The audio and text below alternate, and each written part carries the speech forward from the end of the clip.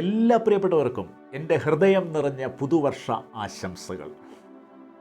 ഈ പുതിയ വർഷത്തിലേക്ക് പ്രവേശിക്കുന്ന നമ്മൾ അറിഞ്ഞിരിക്കേണ്ട അതിപ്രധാനമായ കാര്യമെന്ന് പറയുന്നത്, നമ്മുടെ കർത്താവിൻ്റെ വരവിനോട് നമ്മൾ ഒരു വർഷവും കൂടെ അടുത്തിരിക്കുന്നു എന്നുള്ള കാര്യമാണ്. അതോട് ബന്ധപ്പെട്ട 4 കാര്യങ്ങൾ എനിക്ക് നിങ്ങളോട് പറയുവാനുണ്ട്. റോമാലേഖനം 13-ാം അധ്യായം അതിൻ്റെ 11-ാമത്തെ വാക്യത്തിൽ നാം ഇങ്ങനെ വായിക്കുന്നു: നാം വിശ്വസിച്ച സമയത്തേക്കാൾ രക്ഷ ഇപ്പോൾ നമുക്ക് അധികം അടുത്തിരിക്കുന്നു എന്ന് പറഞ്ഞാൽ, ഇവിടെ പറയുന്നത് നമ്മുടെ ആത്മരക്ഷയെക്കുറിച്ചല്ല. ഇവിടെ പറയുന്ന രക്ഷയെന്ന് പറയുന്നത് നമ്മുടെ ശരീരത്തിൻ്റെ വീണ്ടെടുപ്പിനെ കുറിച്ചാണ്. അത് കർത്താവ് വരുമ്പോൾ, മധ്യാകാശത്ത് വരുമ്പോൾ സംഭവിക്കുന്ന കാര്യമാണ് ഈ രക്ഷ എന്ന് പറയുന്നത്. അത് നാം വിശ്വസിച്ച ആ ദിവസമുണ്ടല്ലോ, ആത്മരക്ഷ പ്രാപിച്ച ദിവസം, അതിനേക്കാൾ ഏറ്റവും അധികം അടുത്തിരിക്കുന്നു എന്നുള്ള കാര്യമാണ്. അങ്ങനെയുള്ളപ്പോൾ നമ്മൾ 4 കാര്യങ്ങൾ പ്രധാനമായും അറിഞ്ഞിരിക്കണം. 4 കാര്യങ്ങൾ അത് 13-ാം അധ്യായത്തിൻ്റെ 12-ാമത്തെ വാക്യത്തിൽ നമ്മൾ വായിക്കുന്നു: രാത്രി കഴിയാറായി, പകൽ അടുത്തിരിക്കുന്നു. ദൈവത്തിൻ്റെ വചനം പറയുകയാണ്, ഇപ്പോൾ രാത്രിയാണ്, പകൽ വന്നിട്ടില്ല, നീതി സൂര്യൻ ഉദിച്ചിട്ടില്ല. ഇവിടെ പറയുകയാണ്, ഈ കാലഘട്ടത്തെ ദൈവത്തിൻ്റെ വചനം പറയുന്നു രാത്രി എന്നാണ്, ഇരുണ്ട കാലഘട്ടമാണ് എന്ന് പറയുകയാണ്. ഈ ഇരുണ്ട അന്ധകാര ലോകത്തിൽ നാം നമ്മുടെ ഉള്ളിൽ ദൈവം തന്ന തീ കെട്ടുപോകാതെ സൂക്ഷിക്കണം.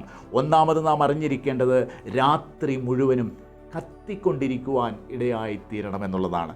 ലേവ്യ പുസ്തകം നമ്മൾ 6-ാം അധ്യായത്തിലേക്ക് വരുമ്പോൾ അതിൻ്റെ 13-ാമത്തെ വാക്യത്തിൽ ദൈവം പുരോഹിതന്മാർക്ക് യാഗത്തിൻ്റെ പ്രമാണങ്ങൾ കൊടുക്കുമ്പോൾ യഹോവയായ ദൈവം കൊടുത്ത ഒരു പ്രമാണമാണ്, ഹോമയാഗപീഠത്തിന്മേൽ തീ കെട്ടുപോകാതെ സൂക്ഷിക്കണം, രാത്രി മുഴുവനും അത് കത്തിക്കൊണ്ടിരിക്കണം. ലേവ്യ പുസ്തകം 6-ാം അധ്യായം അതിൻ്റെ 13-ാമത്തെ വാക്യത്തിലാണ് വായിക്കുന്നത്, രാത്രി മുഴുവനും തീ കത്തിക്കൊണ്ടിരിക്കണം.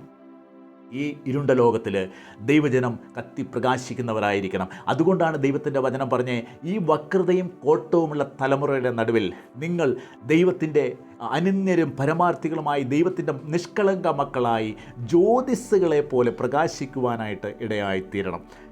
യേശു ഒരിക്കൽ പറഞ്ഞു, ഞാനാണ് ലോകത്തിൻ്റെ വെളിച്ചം, എന്നാൽ ഞാൻ പോയിക്കഴിയുമ്പോൾ നിങ്ങളാണ് ലോകത്തിൻ്റെ വെളിച്ചം. യേശു പറഞ്ഞു, നിങ്ങൾ ലോകത്തിൻ്റെ വെളിച്ചമാണ്. യേശു മറ്റൊരിക്കൽ പറയുകയുണ്ടായി, വിളക്ക് കത്തിച്ച് പറയിൻ കീഴിലല്ല, അത് തണ്ടിന്മേലത്രേ വയ്ക്കുന്നത്, അപ്പോൾ അത് വീട്ടിലുള്ള എല്ലാവർക്കും പ്രകാശിക്കുവാനായിട്ട് ഇടയായിത്തീരും. ദൈവത്തിൻ്റെ വചനം നമ്മോട് പറയുകയാണ്, ഈ അന്ധകാരം നിറഞ്ഞ ലോകത്തിൽ, ഈ രാത്രിയിൽ തീ രാത്രി മുഴുവനും കത്തിക്കൊണ്ടിരിക്കണം. അത് കെട്ടുപോകാതെ സൂക്ഷിക്കുവാൻ നമുക്ക് ഇടയായിത്തീരണം. 2-ാമത്തെ കാര്യം അവിടെ പറയുന്നത്, തീ കെടാതെ ഇരിക്കണമെങ്കിൽ എണ്ണ പകരുവാനിടയായിത്തീരണം. വിളക്ക് കെട്ടുപോകാതിരിക്കണമെങ്കിൽ അതിലേക്ക് എണ്ണ ഒഴിക്കണം. ഇവിടെ ദൈവത്തിൻ്റെ വചനം പറയുന്നത്, എണ്ണ എന്ന് പറയുന്നത് പരിശുദ്ധാത്മാവിനെയാണ് കാണിക്കുന്നത്. ഈ ലോക ജീവിതത്തിൽ നമ്മൾ ജീവിക്കുമ്പോൾ ഒരു ദൈവ പൈതൽ പരിശുദ്ധാത്മാവിനാൽ നിറയപ്പെട്ടവനായി, പരിശുദ്ധാത്മാവിനാൽ നിയന്ത്രിക്കപ്പെട്ടവനായി, ആത്മാവിൻ്റെ നടത്തിപ്പിനാൽ ജീവിക്കുവാൻ ഇടയായിത്തീരണം. അതുകൊണ്ടാണ് ദൈവത്തിൻ്റെ വചനം പറയുന്നത്, ആത്മാവിനെ കെടുത്തരുത്. ദൈവത്തിൻ്റെ വചനം പറയുകയാണ്, ഉത്സാഹത്തിൽ മടുപ്പ് ഇല്ലാത്തവരായി, ആത്മാവിൽ എരിവുള്ളവരായി കർത്താവിനെ സേവിപ്പിൻ. അതുകൊണ്ട് ക്രിസ്തീയ ജീവിതത്തിൽ 2-ാമത് നമ്മൾ അറിഞ്ഞിരിക്കേണ്ടത്, എണ്ണ പകരുവാൻ നമുക്ക് ഇടയായിത്തീരണം. 3-ാമത് നമ്മൾ അറിഞ്ഞിരിക്കേണ്ട കാര്യം, കരിന്തിരി മുറിക്കണമെന്നുള്ളതാണ്. പുറപ്പാട് പുസ്തകം നമ്മൾ വായിക്കുമ്പോൾ അവിടെ ഒരു സമാഗമന കൂടാരമുണ്ട്.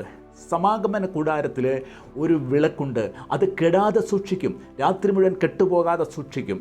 അതിൽ എണ്ണ ഒഴിക്കാറുണ്ട്. എന്നാൽ അവിടെ കൊടുത്ത ഒരു പ്രധാന പ്രമാണമെന്ന് പറയുന്നത് കരിന്തിരി മുറിക്കണമെന്നുള്ളതാണ്. പുരോഹിതൻ അതിൻ്റെ കരിന്തിരി മുറിക്കും. എന്തിനാണ്? അത് കൂടുതൽ ജ്വലിച്ച് പ്രകാശിക്കേണ്ടതിന്. എന്താണ് കരിന്തിരി മുറിക്കുക എന്ന് പറഞ്ഞാൽ, നമ്മുടെ ജീവിതത്തിൽ വന്ന വീഴ്ചകളെ, നമ്മുടെ ജീവിതത്തിൽ വന്ന കുറവുകളെ നമ്മൾ മുറിച്ചു കളയുവാൻ, എബ്രായ ലേഖനകാരൻ പറഞ്ഞതുപോലെ, സകല ഭാരവും മുറുകെ പറ്റുന്ന പാപവും വിട്ട് നമുക്ക് മുമ്പിൽ വെച്ച ഓട്ടം സ്ഥിരതയോടെ ഓടുവാനായിട്ട് നമുക്ക് ഇടയായിത്തീരണം. 3-ാമത്തെ കാര്യമെന്ന് പറയുന്നത് കരിന്തിരി മുറിക്കുക. 4-ാമത്തെ കാര്യമെന്ന് പറയുന്നത് ലൂക്കോസ് എഴുതിയ സുവിശേഷമാണ്. അതിൻ്റെ 12-ാം അധ്യായം അതിൻ്റെ 35-ാമത്തെ വാക്യത്തിൽ നമ്മൾ ഇങ്ങനെയാണ് വായിക്കുന്നത്. യേശു പറഞ്ഞു, നിങ്ങളുടെ വിളക്ക് കത്തിയും അരക്കെട്ടിയും ഇരിക്കണം. നമ്മുടെ കർത്താവായ യേശുക്രിസ്തു തൻ്റെ ശിഷ്യന്മാരോട് തൻ്റെ രണ്ടാം വരവിനെക്കുറിച്ച് ഒരു ഉപമ പറയുകയുണ്ടായി. അവിടെ മണവാളൻ വരുമ്പോൾ ഒരുങ്ങിയിരിക്കുന്ന വിളക്ക് കത്തിയിരിക്കുന്ന ആളുകളെക്കുറിച്ചാണ് പറഞ്ഞത്.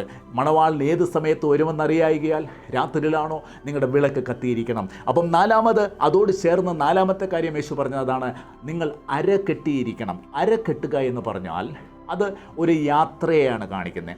ഒരു യാത്രയ്ക്കുള്ള ഒരുക്കത്തെയാണ് അരകെട്ടുക എന്ന് പറയുന്നത്. ഇസ്രായേൽ ജനം മിസ്രൈമിൽ നിന്ന് പുറപ്പെട്ടതായ സമയത്ത്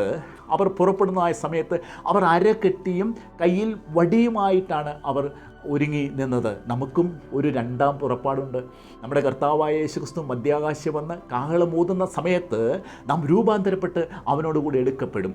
ആ സമയത്തിനായി നാം ഒരുങ്ങണം, അരകെട്ടിയിരിക്കണം. ഒരു യഹൂദനെ സംബന്ധിച്ചിടത്തോളം അരകെട്ടുക എന്ന് പറഞ്ഞാൽ അവൻ ധരിച്ചിരിക്കുന്ന നീളമുള്ള കുപ്പായമുണ്ടല്ലോ, ആ കുപ്പായം അല്പം ഉയർത്തി അരകെട്ടും. എന്തിനെന്ന് ചോദിച്ചാൽ അവൻ യാത്ര പുറപ്പെടുമ്പോൾ ഈ ലോകത്തിലുള്ള പൊടി പറ്റാതെ, ലോകത്തിൻ്റെ മാലിന്യം പറ്റാതെ വിശുദ്ധിയിലും വൃത്തിയിലും സൂക്ഷിക്കുന്നതിന് വേണ്ടിയാണ് അത്. ഈ ലോകത്തിൽ നമ്മൾ ജീവിക്കുമ്പോൾ വളരെ വിശുദ്ധിയോടെ, ലോകത്തിൻ്റെ കളങ്കമേൽക്കാതെ, മാലിന്യം പറ്റാതെ വൃത്തിയോടെ ജീവിപ്പാനായിട്ട് ദൈവത്തിൻ്റെ വചനം നമ്മോട് പറയുകയാണ്. അതുകൊണ്ട് നമ്മുടെ കർത്താവിന് മുമ്പിൽ കർത്താവ് വരുമ്പോൾ നിൽക്കേണ്ടതിന്, നാം തേജസ്സോടെ അവൻ്റെ മുൻപിൽ നിൽക്കേണ്ടതിന്, കർത്താവിന് മുമ്പിൽ കറയും ചുളുക്കവുമില്ലാതെ അവൻ്റെ മുമ്പിലാകെ പോയി നിൽക്കേണ്ടതിന് നമുക്ക് വിശുദ്ധിയോടെ ഒരുങ്ങാം, തേജസ്സോടെ നമുക്ക് ഒരുങ്ങാം. അതിന് നാം ശ്രദ്ധിക്കേണ്ട 4 കാര്യങ്ങൾ ഒന്നും കൂടി ഞാൻ ഓർപ്പിക്കുകയാണ്. രാത്രി മുഴുവനും കത്തിക്കൊണ്ടിരിക്കണം, തീ കെടാതെ സൂക്ഷിക്കണം. രണ്ടാമത് എണ്ണ പകരുവാൻ ഇടയായിത്തീരണം, ജ്വലിച്ച് പ്രകാശിക്കേണ്ടതിന്. മൂന്നാമത് കരിന്തിരി മുറിക്കണം. നാലാമത് പറയുകയാണ് അരകെട്ടി ഒരുങ്ങി ഇരിക്കണം. അതിന് കർത്താവ് നമ്മെ ധാരാളമായിട്ട് സഹായിക്കട്ടെ. നമ്മുടെ കർത്താവിൻ്റെ വരവനായി നമുക്ക് ഒരുങ്ങാം. ദൈവത്തിൻ്റെ ആത്മാവ് ധാരാളമായിട്ട് നമ്മളെല്ലാവരെയും സഹായിക്കുകയും അനുഗ്രഹിക്കുകയും ചെയ്യട്ടെ എന്ന് ഞാൻ ആത്മാർത്ഥമായി പ്രാർത്ഥിക്കുന്നു. ഞാൻ നിങ്ങളെ അനുഗ്രഹിച്ച് പ്രാർത്ഥിക്കുകയാണ്. God bless you.